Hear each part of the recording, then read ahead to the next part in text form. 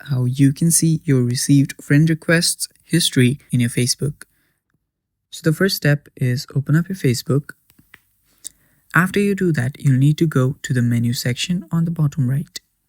Tap on menu, and on the top you will see the settings option. Tap on it.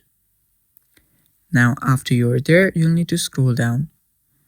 After you scroll down for a bit, you will see your activity section. Now under there you will see activity log.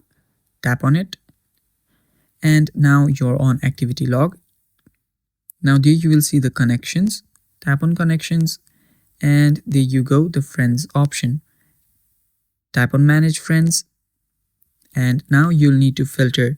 So just tap on filter, and now tap on categories.